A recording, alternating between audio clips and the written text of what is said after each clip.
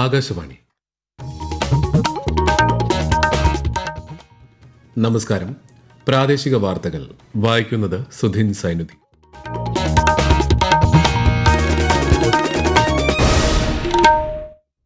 പ്രധാന വാർത്തകൾ. ഭീകരതയ്ക്കെതിരായ പോരാട്ടത്തിൽ ഇന്ത്യയും പരാഗ്വേയും ഒറ്റക്കെട്ടാണെന്ന് പ്രധാനമന്ത്രി നരേന്ദ്രമോദി. പരാഗ്വെ പ്രസിഡന്റുമായി പ്രധാനമന്ത്രി ന്യൂഡൽഹിയിൽ പ്രതിനിധിതല ചർച്ച നടത്തി. നിലമ്പൂർ ഉപതെരഞ്ഞെടുപ്പിനുള്ള പ്രചാരണം ഊർജിതമായി പുരോഗമിക്കുന്നു. എം സ്വരാജും മോഹൻ ജോർജും പി വി അൻവറും ഇന്ന് പത്രിക സമർപ്പിച്ചു. കൃത്യമായ പരിശോധനകൾ നടക്കുന്നതിനാലാണ് കേരളത്തിൽ കൂടിയ തോതിൽ കോവിഡ് വ്യാപനം റിപ്പോർട്ട് ചെയ്യുന്നതെന്ന് ആരോഗ്യമന്ത്രി വീണ ജോർജ്. സംസ്ഥാനത്ത് ഒന്നാം വർഷ ഹയർ സെക്കൻഡറി VHSE പരീക്ഷാ ഫലങ്ങൾ പ്രസിദ്ധീകരിച്ചു.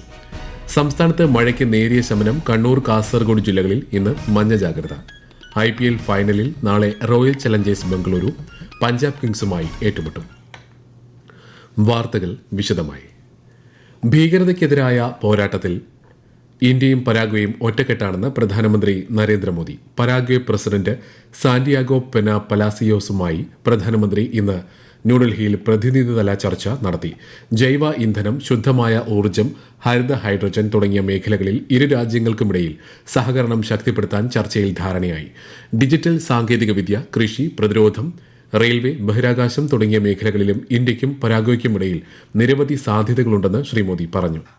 हमारे पास आर्थिक सहयोग सहित डिजिटल टेक्नोलॉजी, क्रिटिकल मिनरल्स, ऊर्जा, कृषि, स्वास्थ्य, डिफेंस, रेलवे तथा स्पेस जैसे क्षेत्रों में सहयोग के नए अवसर हैं। एक्सेलेंसी, आतंकवाद के खिलाफ लड़ाई में भारत और पैराग्वे कंधे से कंधा मिलाकर खड़े हैं. 3 ദിവസത്തെ ഇന്ത്യ സന്ദർശനത്തിനായി എത്തിയ പരാഗ്വെ പ്രസിഡന്റ് രാഷ്ട്രപതി ദ്രൌപദി മുർമു, ഉപരാഷ്ട്രപതി ജഗ്ദീപ് ധൻകർ എന്നിവരുമായും കൂടിക്കാഴ്ച നടത്തും. നിലമ്പൂർ ഉപതെരഞ്ഞെടുപ്പിനുള്ള പ്രചാരണം ഊർജിതമായി പുരോഗമിക്കുന്നു. LDF സ്ഥാനാർത്ഥി എം സ്വരാജ്, NDA സ്ഥാനാർത്ഥി മോഹൻ ജോർജ്, തൃണമൂൽ കോൺഗ്രസ് സ്ഥാനാർത്ഥി പി വി അൻവർ എന്നിവർ ഇന്ന് പത്രിക സമർപ്പിച്ചു. മുതിർന്ന നേതാക്കൾക്കും പാർട്ടി പ്രവർത്തകർക്കുമൊപ്പമാണ് സ്ഥാനാർത്ഥികളെത്തിയത്. കഴിഞ്ഞ ദിവസം തന്നെ പത്രിക സമർപ്പിച്ച UDF സ്ഥാനാർത്ഥി ആര്യാടൻ ഷൌക്കത്തിന്റെ തെരഞ്ഞെടുപ്പ് കൺവെൻഷൻ മുതിർന്ന കോൺഗ്രസ് നേതാവ് KC വേണുഗോപാൽ ഇന്ന് ഉദ്ഘാടനം ചെയ്തു. നിലമ്പൂരിൽ ഈ മാസം 19-നാണ് വോട്ടെടുപ്പ്. വോട്ടെണ്ണൽ 23-ന് നടക്കും. കോവിഡ് വ്യാപനം പരിശോധനകളിലൂടെ കൃത്യമായി രേഖപ്പെടുത്തുന്നതുകൊണ്ടാണ് കേരളത്തിൽ കൂടുതൽ കോവിഡ് വ്യാപനവും മരണവും റിപ്പോർട്ട് ചെയ്യുന്നതെന്ന് ആരോഗ്യമന്ത്രി വീണ ജോർജ്. കേരളത്തിലാണ് കോവിഡ് കേസുകൾ കൂടുതൽ റിപ്പോർട്ട് ചെയ്യുന്നതെന്ന കേന്ദ്ര ആരോഗ്യ മന്ത്രാലയത്തിന്റെ കണക്കുകളോട് പത്തനംതിട്ടയിൽ പ്രതികരിക്കുകയായിരുന്നു ആരോഗ്യമന്ത്രി. നിലവിലെ കോവിഡ് വകഭേദത്തിന് വ്യാപനശേഷി കൂടുതലാണെന്നും അതിനാൽ മുൻകരുതൽ ആവശ്യമാണെന്നും മന്ത്രി പറഞ്ഞു. പൊതുജനങ്ങൾ അനാവശ്യമായ ആശുപത്രി സന്ദർശനങ്ങൾ ഒഴിവാക്കണമെന്നും ആരോഗ്യമന്ത്രി അഭ്യർത്ഥിച്ചു. ഈ ഒരു ആഗോളതലത്തിൽ കോവിഡ് കേസുകളിൽ ഒരു വർധന കണ്ടപ്പോൾ കേരളത്തിൽ നമ്മൾ കേരളത്തിൽ റിപ്പോർട്ട് ചെയ്യുന്നതിന് മുൻപ് തന്നെ സ്റ്റേറ്റ് ലെവൽ RRT ഒക്കെ ചേർന്നു. നമ്മൾ പക്ഷെ വ്യാപകമായിട്ട് ടെസ്റ്റ് ചെയ്യുന്നുണ്ട്. ടെസ്റ്റ് ചെയ്യുമ്പോൾ അത് തീർച്ചയായിട്ടും പോസിറ്റീവ് കേസാണ് റിപ്പോർട്ട് ചെയ്യും. അത് നിങ്ങൾക്ക് പരിശോധിച്ചാൽ മനസ്സിലാകും. അപ്പോൾ അതുകൊണ്ടാണ് മറ്റിടങ്ങളിലേക്കാളിലും കൂടുതൽ കേരളത്തിൽ നമ്മൾ ടെസ്റ്റ് ചെയ്യുന്നു, കൃത്യമായിട്ട് കണക്ക് രേഖപ്പെടുത്തുന്നു. അതുകൊണ്ട് ഒരാശങ്കയും വേണ്ട. രാജ്യത്ത് നിലവിൽ 3960-ലധികം കോവിഡ് കേസുകൾ റിപ്പോർട്ട് ചെയ്തതിൽ 1035 രോഗബാധിതർ കേരളത്തിൽ നിന്നാണെന്ന് കേന്ദ്ര ആരോഗ്യ മന്ത്രാലയം വ്യക്തമാക്കിയിരുന്നു. 2 മാസത്തെ മധ്യവേനൽ അവധിക്ക് ശേഷം സംസ്ഥാനത്തെ സ്കൂളുകൾ ഇന്ന് തുറന്നു. സംസ്ഥാനതല പ്രവേശനോത്സവം മുഖ്യമന്ത്രി പിണറായി വിജയൻ ആലപ്പുഴ കലവൂർ സ്കൂളിൽ ഉദ്ഘാടനം ചെയ്തു. ഒട്ടേറെ പ്രത്യേകതകളോടെയാണ് ഇത്തവണത്തെ അധ്യയന വർഷത്തിന് തുടക്കം കുറിച്ചിരിക്കുന്നത്. കൂടുതൽ വിവരങ്ങളുമായി ആകാശവാണി തിരുവനന്തപുരം ജില്ലാ പ്രതിനിധി രജു കോലേക്കോട്.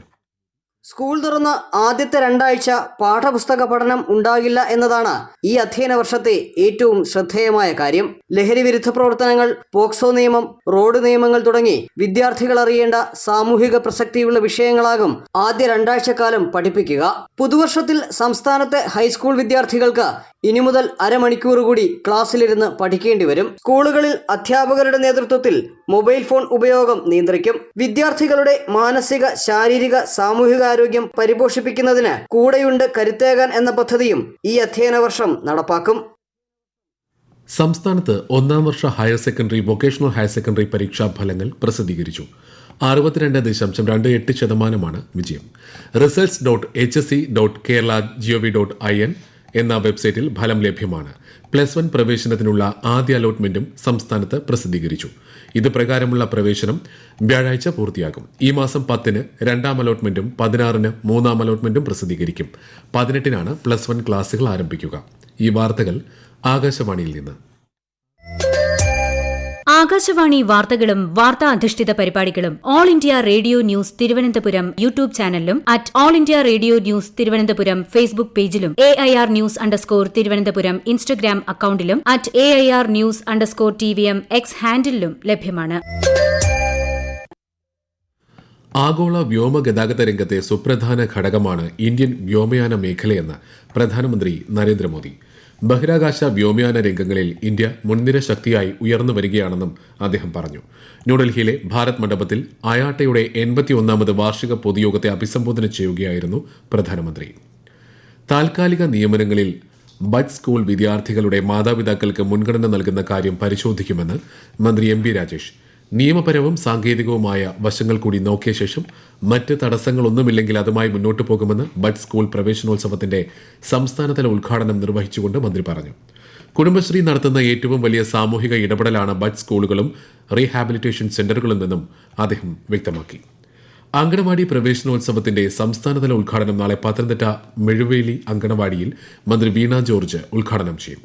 പ്രീ സ്കൂൾ കുട്ടികൾക്കായുള്ള പരിഷ്കരിച്ച മാതൃകാ ഭക്ഷണ പദ്ധതിയുടെ പ്രകാശനവും കുട്ടികളുടെ വളർച്ചാ നാഴികക്കല്ലുകൾ രേഖപ്പെടുത്തുന്നതിനുള്ള കൊഞ്ഞൂസ് കാർഡ് വിതരണവും മന്ത്രി ചടങ്ങിൽ നിർവഹിക്കും.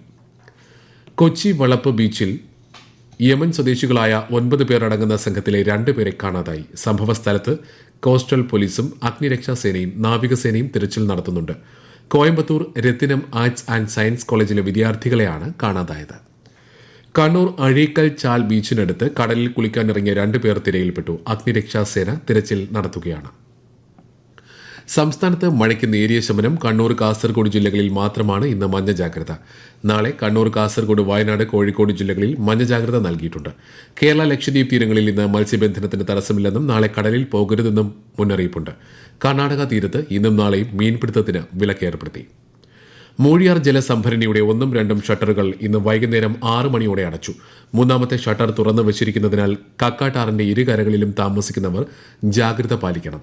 ഒരു സാഹചര്യത്തിലും നദിയിൽ ഇറങ്ങരുത്. നിലവിൽ പ്രദേശത്ത് മഴയില്ലെങ്കിലും കഴിഞ്ഞ ദിവസങ്ങളിൽ പെയ്ത മഴ കാരണം ജലസംഭരണിയിൽ ജലനിരപ്പ് ഉയർന്നു നിൽക്കുകയാണ്. തുറന്നുവിടുന്ന ജലം മൂലം ആങ്ങമൂഴി, സീതത്തോട് തുടങ്ങിയ സ്ഥലങ്ങളിൽ നദിയിൽ ജലനിരപ്പ് ഉയരും. കഴിഞ്ഞ ദിവസങ്ങളിലെ ശക്തമായ മഴയെ തുടർന്ന് കുട്ടനാട്, അമ്പലപ്പുഴ താലൂക്കുകളിലെ മിക്ക പ്രദേശങ്ങളിലും വെള്ളക്കെട്ടുകൾ രൂപപ്പെടുകയും ജലനിരപ്പ് വർദ്ധിക്കുകയും ചെയ്യുന്ന സാഹചര്യത്തിൽ നാളെ കുട്ടനാട് താലൂക്കിലെയും അമ്പലപ്പുഴ താലൂക്കിലെ പുറക്കാട് പഞ്ചായത്തുകളിലെയും പ്രൊഫഷണൽ കോളേജുകൾ ഉൾപ്പെടെയുള്ള എല്ലാ വിദ്യാഭ്യാസ സ്ഥാപനങ്ങൾക്കും ആലപ്പുഴ ജില്ലാ കളക്ടർ അവധി പ്രഖ്യാപിച്ചു. ജില്ലയിൽ ദുരിതാശ്വാസ ക്യാമ്പുകൾ പ്രവർത്തിക്കുന്ന സ്കൂളുകൾക്കും അവധി നൽകിയിട്ടുണ്ട്. മുൻ നിശ്ചയിച്ച പരീക്ഷകൾക്ക് അവധി ബാധകമല്ല. IPL ക്രിക്കറ്റിൽ നാളെ നടക്കുന്ന ഫൈനലിൽ റോയൽ ചലഞ്ചേഴ്സ് ബംഗളൂരു പഞ്ചാബ് കിങ്സുമായി ഏറ്റുമുട്ടും. അഹമ്മദാബാദിൽ രാത്രി 7:30 മത്സരം. കന്നിക്കിരീടം ലക്ഷ്യമിട്ടാണ് ശ്രേയസ് അയ്യർ നയിക്കുന്ന പഞ്ചാബും രജത് പാട്ടിദാറിന്റെ നേതൃത്വത്തിലുള്ള ബംഗളൂരുവും നാളെ കളത്തിലിറങ്ങുന്നത്. രാജ്യത്തെ ഓഹരി വിപണികളിൽ നഷ്ടം. സെൻസസ് 77 പോയിന്റ് കുറഞ്ഞ് 81,374-ലും നിഫ്റ്റി 34 പോയിന്റ് താഴ്ന്ന് 24,717-ലും വ്യാപാരം അവസാനിപ്പിച്ചു. സ്വർണ്ണവിലയിൽ വർധന. ഗ്രാമിന് 30 രൂപ വർദ്ധിച്ച് 8,950 രൂപയും പവന് 71,600 രൂപയുമാണ് ഇന്നത്തെ വില. സംസ്ഥാന ശിശുക്ഷേമ സമിതിയുടെ ആസ്ഥാനമായ തിരുവനന്തപുരത്ത് നിന്ന് ഇത്തവണ സ്കൂളുകളിലെത്തിയത് 57 കുട്ടികൾ. ഇതാദ്യമായാണ് ഇത്രയും കുട്ടികൾ സ്കൂളിൽ ഒരുമിച്ചെത്തുന്നത്. LKG, UKG വിഭാഗങ്ങളിലേക്ക് 15 പേരും 1ാം ക്ലാസ്സിലേക്ക് 7 പേരും 2 മുതൽ +2 വരെ ക്ലാസുകളിലായി 34 കുട്ടികളുമാണ് സ്കൂളുകളിലെത്തിയത്. കൊല്ലം ശിശുക്ഷേമ സമിതിയിൽ നിന്ന് 17 കുട്ടികളും ആലപ്പുഴയിൽ 5ഉം പത്തനംതിട്ടയിലും മലപ്പുറത്തും 9 വീതവും എറണാകുളത്ത് 1ഉം പാലക്കാട് 7ഉം കോഴിക്കോടും കാസർഗോഡും 4 കുട്ടികൾ വീതവും സ്കൂളുകളിലെത്തി.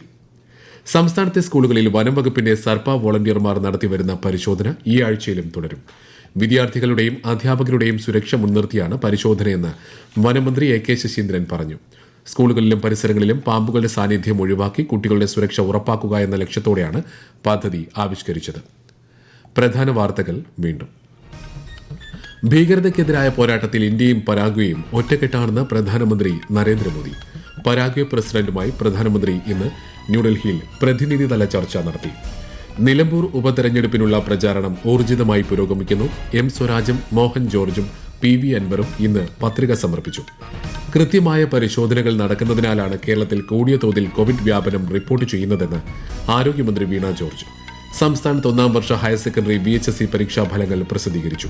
സംസ്ഥാനത്ത് മഴയ്ക്ക് നേരിയ ശമനം. കണ്ണൂർ, കാസർഗോഡ് ജില്ലകളിൽ ഇന്ന് മഞ്ഞ ജാഗ്രത. IPL ഫൈനലിൽ നാളെ റോയൽ ചലഞ്ചേഴ്സ് ബംഗളൂരു പഞ്ചാബ് കിങ്സുമായി ഏറ്റുമുട്ടും. പ്രാദേശിക വാർത്തകൾ കഴിഞ്ഞു. അടുത്ത വാർത്താ പ്രക്ഷേപണം രാത്രി 7:25.